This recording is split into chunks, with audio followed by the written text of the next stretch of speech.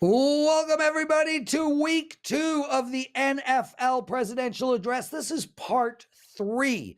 And in this video, we're going to look at the New York Giants Arizona game, Washington at Denver, and the Miami New England game. Make sure to check out part 1 and part 2, both already up at our YouTube channel, WagerTalk TV. If you watched all 3 of the videos last week, I gave out 13 NFL picks in total. I went 8 and 5.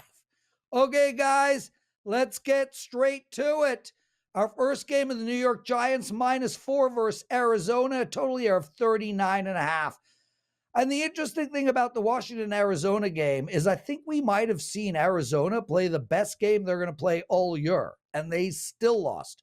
They played great on defense. Their pass rush was outstanding, and they were able to move the ball, well, a little bit, like Chicago Bears a little bit, that kind of a thing. Anyway, yes, I'm never going to stop bitching out the Bears. This team, this Arizona team, they're going to be a total disaster this coming season. And after Monday's loss to Dallas, many think the same for the New York Giants. This line is not overreacting to the Giants debacle, but I guarantee you the general public is. It came out at -4.5. It's already been bet down to 4. This team, the New York Giants, not only made the playoffs last year, but they won a game. And yes, they stunk it up in week 1. I get it. But that will be the worst game they play all season. How do you right the ship after such a horrible loss? Well, you play either the Bears or the Cardinals. And that is why we are leaning to the Giants here. There is almost no way this game will make my card. But if I have to bet it, I think we see a huge bounce back from the New York Giants and a projected score of 24-13. I would lean on the under here, but my line is just too close to the current 39.5. If we get to 40.5, the under would be a bet for me. But until then, I'm looking to take the Giants, and I think they start fixing their season. This Giants bet will likely make my circa card. Take New York Giants -4 versus Arizona. A quick addendum. I do not have the balls to take the Giants in Survivor this week, but I think it might be, from a game theory perspective, the right play to make. I just can't do it. Anyway, promo for you guys. A 3-day all-access pass. You get my college football and my NFL for only $49.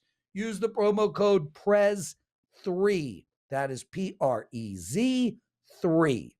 Now we turn our attention to the Washington-Denver game. We were on the Raiders last week, and I told you over and over again. I told you on the show. I told you on WagerTalk today, our flagship noon Eastern show on YouTube, on our YouTube channel. And I told anybody who wanted to listen, it's not Hackett's fault that Russell Wilson stunk it up last year. The reason Russell Wilson sucked last year is because, are you ready? He sucks. Sure, he had a great career. I don't think Wayne Gretzky is going to be any good in the NHL currently right now. I think Joe Montana throws 0 yards if he played right now at this particular moment. So I am not pissing on Russell Wilson. He had a great career. Should have had 2 Super Bowls. But I am telling you, he is at the end of that career. He has struggled for a year and a half. So I came into the season liking Washington. But after seeing them play Arizona, I like them even more. I grant you their offense struggled in week 1, and they really did not establish either the running game or the passing game. But I was very impressed with Sam Howell. I think Washington might have finally found their starting quarterback. Sam Howell was poised. He looked confident. He didn't look rattled at any time. And it was, I think this kid's only going to get better and better as the year goes on. They also do have a good running game that did show some signs of life in the second half. And I think we see that running game get better and better as the year goes on as well. What I also know is that Washington has a monster defense. especially up front. All 7 guys, incredible. They should get Wilson having fits all game long. How is this Broncos team even favored here? How are they favored by more than a field goal? They absolutely stunk, like Chicago Bears stunk last season, and they frankly stunk again in week 1. They have a good D, I grant you that, but their offense is a mess, and it will be all season long. I would look to take the under in this game, and I think we see at most 2 TDs by Denver all game long. I think Denver has a ceiling of 20 points in this game, period. And yet they're favored by more than a field goal. Washington is going to play every single team close this year. Every single team. It'll be a ton of 1-score games. And the more reps Hal gets, the better this offense will become.